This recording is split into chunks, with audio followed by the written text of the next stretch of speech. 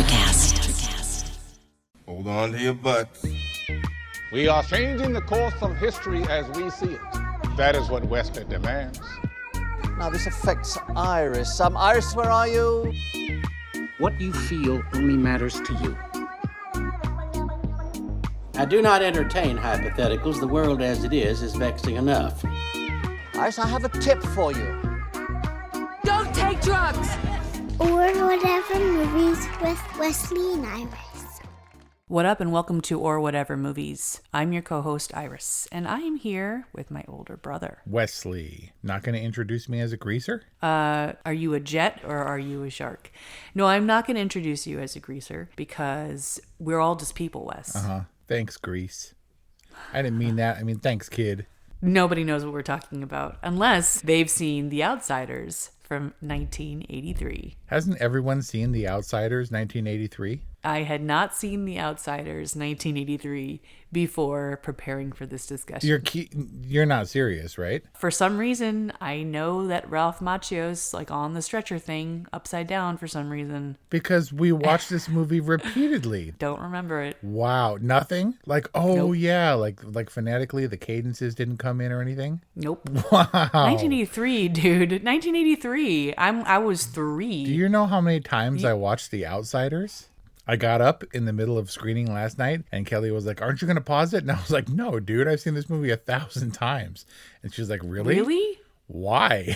And you answered her because I'm curious. Why? I don't know, because Dad liked it. And he sat me down. He's like, they're cool, man. The greasers. And they have switchblades and Mustang. That car's tough. They also have butterfly knives. I mean, this is Dad's era. I actually thought it was a little bit earlier. I thought it was late 50s, but I was like, I don't know. That Mustang looks to be around 65.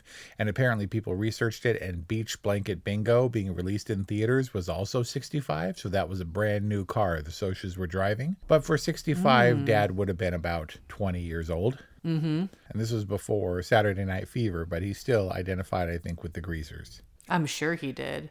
And this is set in, well, close enough to reach Texas. Where is this set? Well, from what I can tell, at least they filmed it in Illinois. And I think there was something suggesting a sign that was saying somewhere in Illinois. Okay. It says this is set in Tulsa, Oklahoma. Okay. So it's set in Tulsa, but I do think it was filmed in Illinois. Anyway, that would have made it literally close to home for Dad. Yeah, super close. So you're probably mystified as to why I chose this movie other than the obvious ensemble cast. A Tom Cruise movie, and that also a distinctive first kind of movie like we did with The Quick and the Dead for Leonardo DiCaprio. What wasn't his first, but kind of his first mainstream movie. And this one was a first for a lot of people. Yeah, it's easy with the Tom Cruise movie. I mean, this is as much a Emilio Estevez movie as it is a Tom Cruise movie or a Patrick Swayze movie or a Rob Lowe movie. And nowadays it's billed as like a Patrick Swayze, Tom Cruise movie. Which is funny because Tom Cruise probably has the most minor role, wouldn't you say? Of the main outsider guys, of the main greasers, yeah. I mean, in fact, I didn't even remember what his name was. You remember what his character name was? Yeah, he's the original Dirty Steve. There was a Steve played by Dermot Mulroney in Young Guns called Dirty Steve, and he very much looks like Tom Cruise in this role, who was also in Young Guns, who also starred Emilio Estevez. Wait, Tom Cruise was in Young Guns? Yeah. So Emilio Estevez, about 3 years later, had his big thing in Young Guns, and his buddy, Tom Cruise, they grew up together, went to the set. So in the big climactic shootout, Tom Cruise is a cavalry officer who gets shot. Spoiler. All right.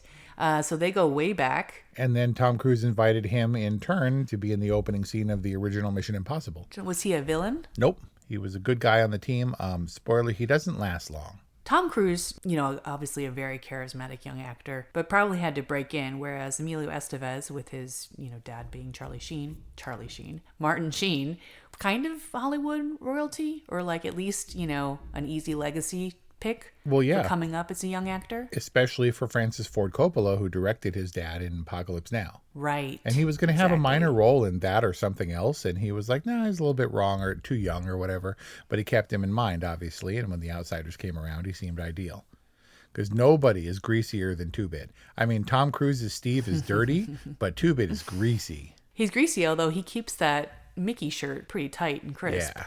which is an interesting character touch. Like, he loves to watch cartoons and wear Mickey shirts, but he's like dirty 2-bit. Yep. So did Tom Cruise kind of ride on Emilio Estevez's coattails? I guess so. I mean, he was an up-and-coming actor, but on the set of this movie, he got the script for Risky Business. It's also the last time he played any kind of supporting role until Magnolia, 16 years later. Mm-hmm. And you mean the Oscar-nominated role in Magnolia? Yep, one of his few Oscar-nominated roles.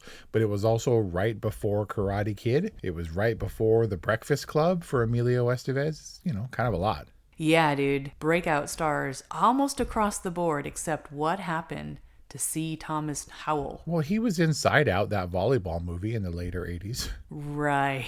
Yeah. Side Out. Man. Oh, yeah, my favorite, Side Out. Not everyone can survive. It's a hard business, a hard industry. And maybe he was typecast as Ponyboy. Maybe he's still gold. Aw, I mean, it just seems like amongst all of these rising stars, isn't it a little ironic that C. Thomas Howell was the lead? Well, yeah. Well, look at, you know who Thora Birch is? Yeah, the chick from American Beauty. Yep. And from Ghost World and she was the lead in Ghost World, and her co-star was a nobody actress named Scarlett Johansson or something. Some people just get left behind for various reasons. Yeah, I guess. I mean, maybe Ponyboy was just too dreamy. Left behind. So Cherry said, is he tough like so-and-so, or is he dreamy like you? Like, but I think she meant that he was a dreamer, right? Like he digs sunsets and all that stuff. Could have been a multifaceted term. That's some 60s girl flirting. Double entendre. Yep, it's all subtle and junk. As opposed to Dally, who was the least subtle flirter ever. Yeah, he was like all aggressive, like Top Gun style. Well, even more aggro. But then she said she was going to fall in love with him. I don't know. Kelly hit on that line too. I mean, I thought that they were planting the seed that they were going to, she was going to be like all Goonies style, confiding in the younger kid because she's really into the older kid. Like Dally was Cherry's brand. Yep. But by Cherry, you mean Cherry Valance, a.k.a. Diane Lane. What? Yep, the youngest Diane Lane ever. Young and just beautiful. Yep. In the only way that you can be when you're that painfully young. Yep, unblemished or whatever. Like, she didn't even have time to have scars or anything. Unlike poor Johnny. Yes, poor Johnny. He got tore up prior to the curtain rise here. But there's one painfully young person who wasn't exactly the cutest little thing, and I'm guessing you might know who that is. Who wasn't the cutest? It wasn't Ralph Macchio? He was kind of a cutie in this movie. Oh, he's such a sweetheart. The little buck-toothed kid who wouldn't go away. Do you have a dime? Are you sure? Hey, mister. And then he's like, get out of here, kid. And then he puts on his sunglasses and was like, that was close. Sofia Coppola, the buck-toothed pigtail girl, almost made you guys. Exactly. Man, she finds her way into all these little movies. That ruins my trivia. That was going to be, this movie is full of breakout stars and only one Oscar winner. Sofia Coppola won for writing, for Lost in Translation. Yeah. All right. So Sofia Coppola, prominent director, and directed a bunch of movies. Do you know who wrote Gone with the Wind? Because it completely stumped me last night when Kelly asked me. They mentioned the author in The Outsiders. I don't remember. Did you ever read The Outsiders? It's like one of the original YA novels. It's like 7th grade. No. So I didn't actually read it either, probably because I saw this movie I cannot remember a time when I hadn't seen this movie. But the reason that I wanted to review this movie is because I recently learned, like a dummy, because I never read The Outsiders, that S.E. Hinton, the author, is actually a lady. And not even a lady. She was 15 when she started writing this book, 16 when she finished, and 17 when it was published, Mary Shelley style. Wow. I had no idea. And so when you talk about the Cherry line about I'll probably just fall in love with him or whatever, I was like, that sounds weird and like something a dude would write. Not at all. I mean, I can see how that would be something a little girl would write. A young girl would write. Maybe. And she appeared in the movie when he's like, get out of my sight. You make me sick. And she's like, what happened to your gown?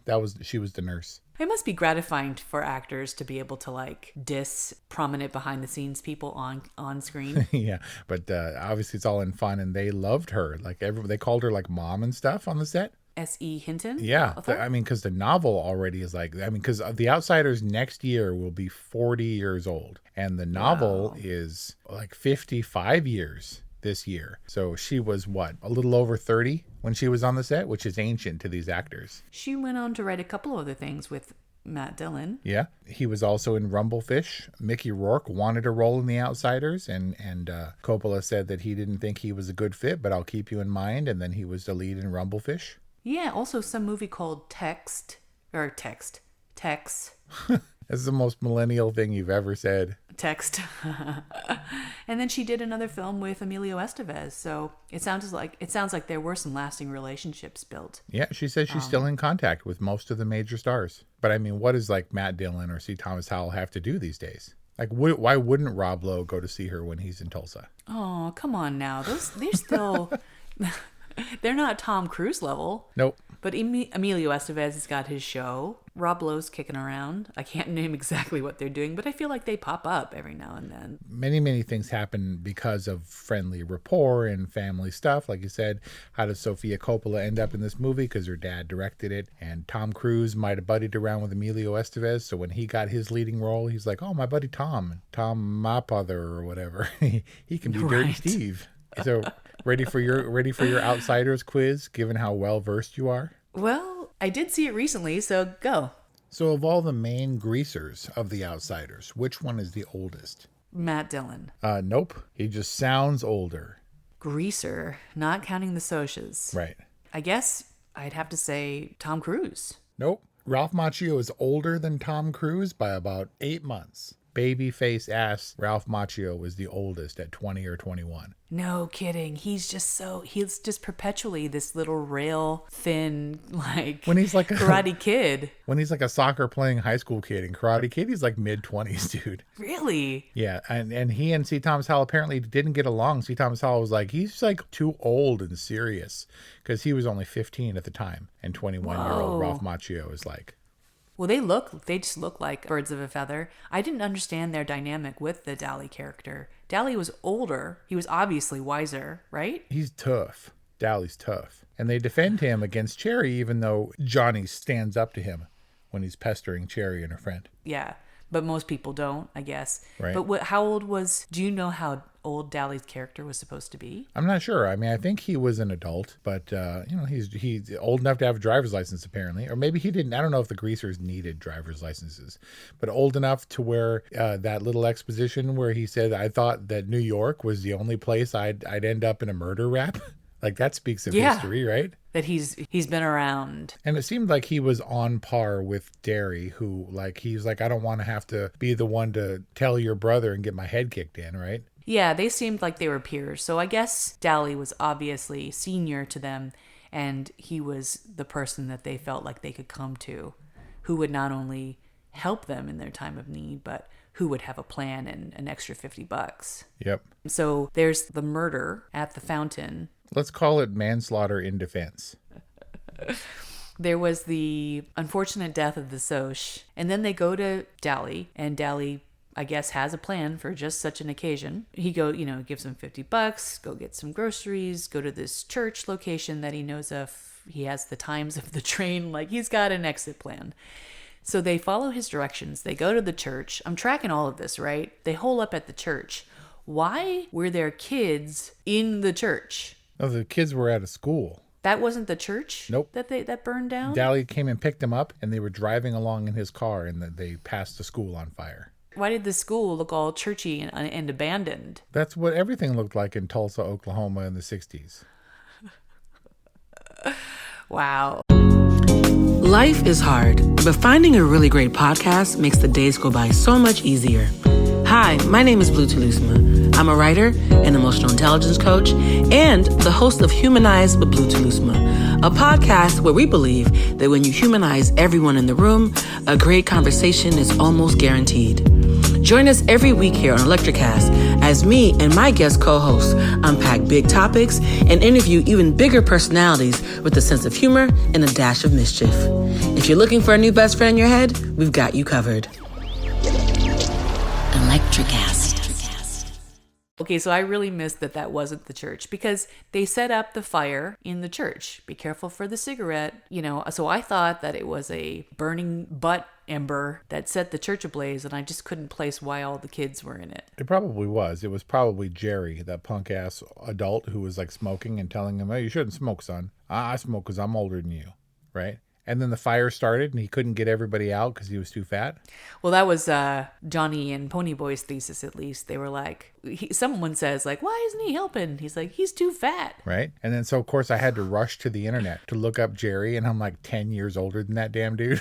No. When he filmed this movie. The old fat dude. He's all like 30. Hey, son. Yeah, are you kidding me? You're a greaser? And like calls him son. That's the most heroic thing. And he like gives him advice and stuff. And he's all young. No, it was one of the most heroic things, not the most. Yeah. Apparently, this dude's also been around and seen lots of heroic stuff. Yeah. My favorite thing about, and by favorite I mean that very loosely, about the whole fire scene is, there's two things. One is the woman's like, there's children missing. And he's like, no, there ain't. Yep. What? Jerry's not having it, man. He is not going to be bothered by this fire. And the second is when the kid bites does he bite Ralph Macchio? No, he bites Ponyboy. He bites, why is the kid biting him? I don't know. It would have been more efficient to just kick the hole in the wall and chuck him out, right? I don't know if you have to hand him off. Well, Dally kept busting through the boards at like Right. very strategic points to like bust out the kids. He was like running around the outside looking for where they were and then like busting through all Hulk style. And so because this is a cheap production and we don't see Johnny get his back broken, presumably by the cross section or the rafter that hits him or whatever, and all we hear is the screaming and stuff. But still, that was a pretty hairy fire. Like it was undoubtedly in fire. And they kicked out the thing and smoke came pouring out and they ran into the hole. I was like, whoa. Yeah, good point. Only so controlled, but for how kind of cheap this movie looked at times, it does feel dated to me. They really ran into, there was definitely fire and the stuff was on fire around them. There was a very prominently credited special effects artist or supervisor. And so it must have been all the fire, the pyro, because now that you mention it, that did look pretty harrowing. I was definitely on edge. But it was kind of Ponyboy's fault. Wasn't he a little reckless in running into the fire? Yeah. It was kind of like Ponyboy was compelled because he's just a compassionate kind of dude. And then Johnny and Dally do what bros do, and they back their buddy. Yeah, yelling at him for being a stupid kid and stuff. But he probably insisted on saving those kids because he was like the same age as them. He was, you know how young C. Thomas Howell was in this movie? You just said he was 15. Right. But he's so young that after they get home, he like falls asleep in the car and they carry him inside. Yeah. Like they're like, at what point do you stop falling asleep in the car and your parent or parent figure carries you out of the car to your bed? Those were the days. Rob Lowe even says, getting too old for this. Yeah, or getting like, a little bit big to be carried. It's like, you think by 10 years? But he also... his gangly arms all like flailing around. Yep. He like runs to the park after Derry pushes him down and he goes, come on, Johnny, we're running away. And then they both get up and run away. Oh, he's such a baby. It's ridiculous. Running away to the park where they get stalked. You ran away. Yeah, I did. But I didn't actually run. I took bottled like juices and junk. And where did you go? To the park. That's what you do. Did you announce that you were running away? No, that's lame. So you just stealthily snuck out with your provisions, went to the park, and then did what? Tried to like sleep under the jungle gym, but it didn't work. So then you just like sit around until dawn and then go home because you're all cold. And what did mom and dad do? I don't remember. Nothing. You ran away a couple times. Yeah. Nothing? Did they know you were gone? The definition of running away for me is defying like curfew or whatever and just trying to make them worry. And dad didn't care. Yeah, it sounds like you were an outsider. You know it. But I mean, this is a trope, right? Just like the Breakfast Club, they're regardless of your status in life. These are just disassociated, disillusioned kids. It was like Dangerous Grease. It was like the Multiverse of Madness version of John Travolta's Grease, where they're like all mad and running away and stabbing each other for real. Were the kids in Grease greasers? Yeah, if there were going to be, it's called Grease.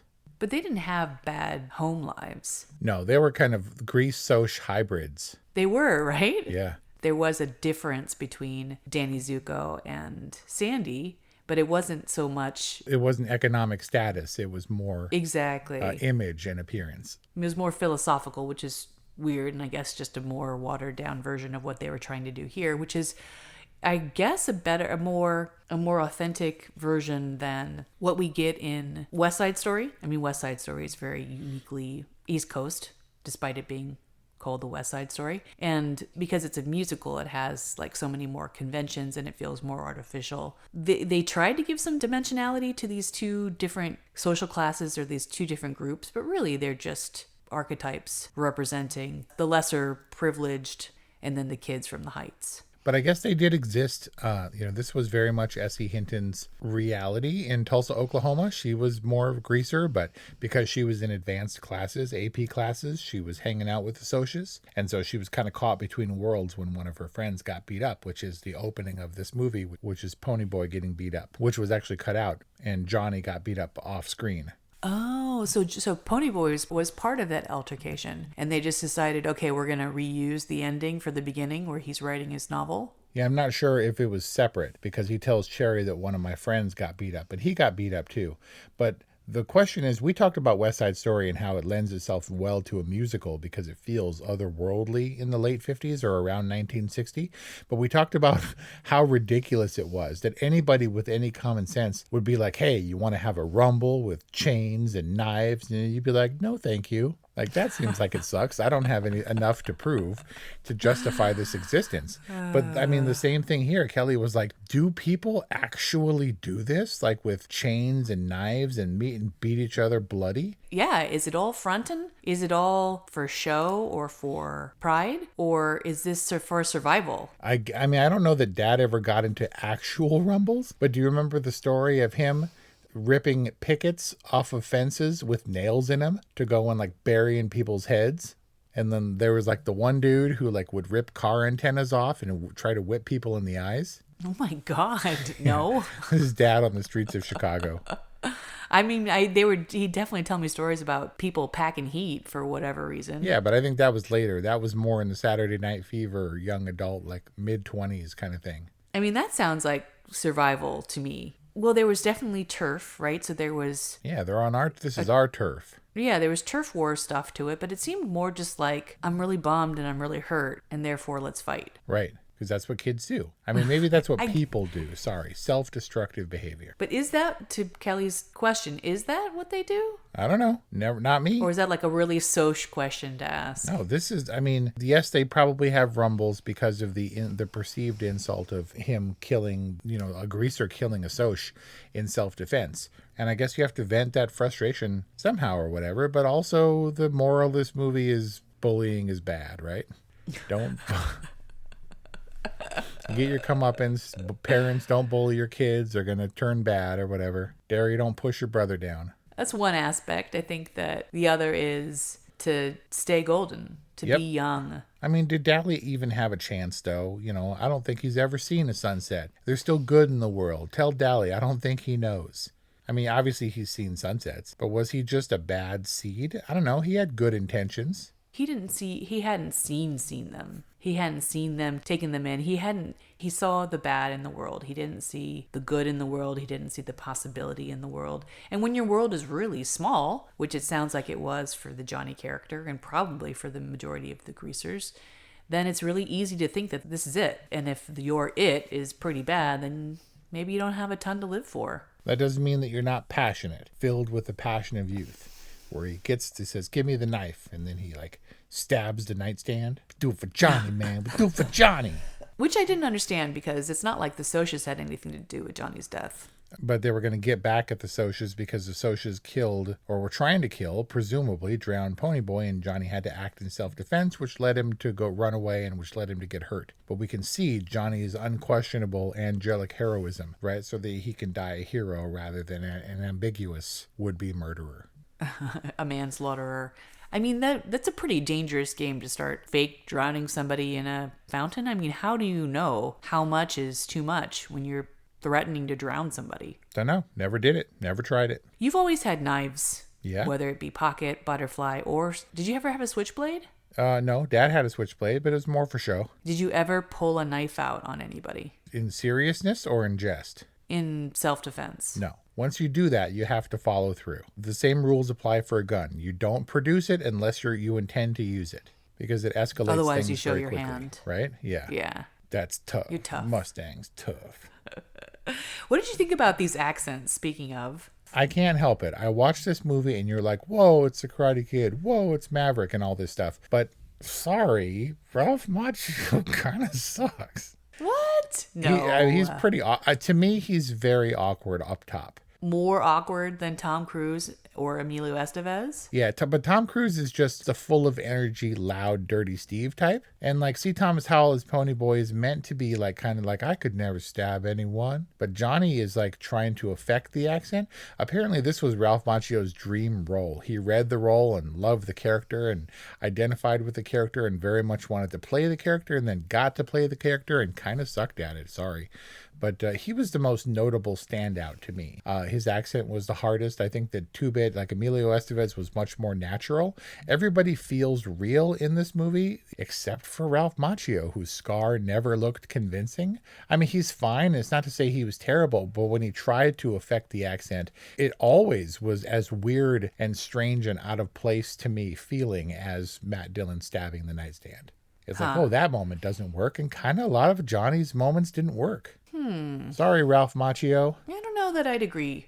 Ralph Macchio was a pretty charming young kid. And it's hard because he really is, first and foremost, the Karate Kid. He's forever Daniel LaRusso. So it's weird to hear him talk like this, but it was weirder for me to hear Tom Cruise.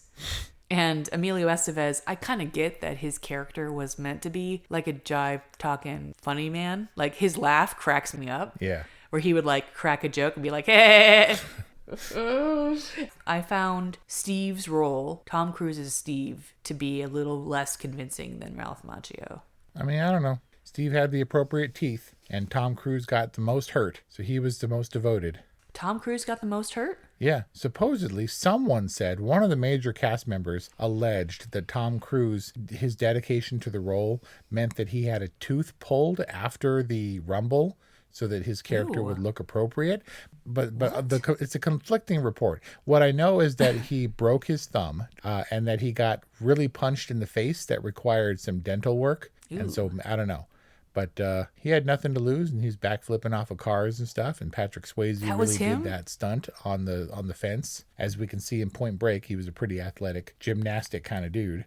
But that's probably what happens. Like, this movie is full of natural moments. The thing where Two-Bit's like, hey, I found me a new hat. Like, the wind machine had knocked the hat off a camera dude, and Emilio Estevez picked it up, and it stayed in the movie. The scene where Dally falls off the chair when he's hitting on Cherry, and C. Thomas Howell laughs to the camera. That was totally unintentional. Oh, when Dally gets the cigarette from Ponyboy and then turns over and immediately crushes it on the bed. Yeah, and just like throws it out of frame. A lot of the natural moments that he likes or whatever. So I think it was a good, fun environment in the movie. And as such, there are some flaws, right? There's some ugliness and some stuff that maybe wouldn't, I don't know that this was the finely tuned studio movie that it might have been in someone else's hands. It was like a passion project. Do you know about the making of this film? Did you see the dedication at the credits? I did. It was dedicated to, I'm assuming, Coppola's teacher? No, it was a random school. It's a Kelly Jo, I think was her name, a teacher, and she was at Lone Star School in Texas. The kids read the book in 7th grade, as kids in 7th grade did at that time, and petitioned and wrote Francis Ford Coppola a letter and was like, you should make this movie. And he was like, all right, I'll make this movie. That said, not everybody was happy with the adaptation of the book. A lot of it was left out because this movie is like a trim hour and a half plus 1 minute. So you don't get a lot of the flow and the breathing room. But I didn't know this because I thought you had seen this movie countless times. And you were like, dude, Outsiders. Do you remember watching it with me? Not really, but do I remember watching any of them with you? I just remember the movies. Apparently, in 2005, Francis Ford Coppola released the extended edition, which adds a full 30 minutes, and he called it Outsiders, the Complete Novel, which I haven't seen, which I just found out. The movie we watched was the theatrical cut because that's the movie I thought we had always watched. So your first time seeing The Outsiders for all intents and purposes. I don't know, man. This movie feels like one of those childhood classics to me. Apparently it wasn't for you. You must have been totally confused when I pushed this movie on you. I was totally confused until I saw the cast and I was like, whoa, I mean, other than the cast, this was not on my radar at all. I mean, Coppola, he's such a hit or miss director. I mean, obviously talented and has directed some of the best movies of all time, but a little inconsistent in my opinion. Yeah, he does what he wants. Which is fine. The Outsiders feels, and maybe that's the right vibe for The Outsiders, where anything can happen and you have to kind of roll with it. So that seems appropriate for him. I mean, you probably could have planted that a storm was coming before just dropping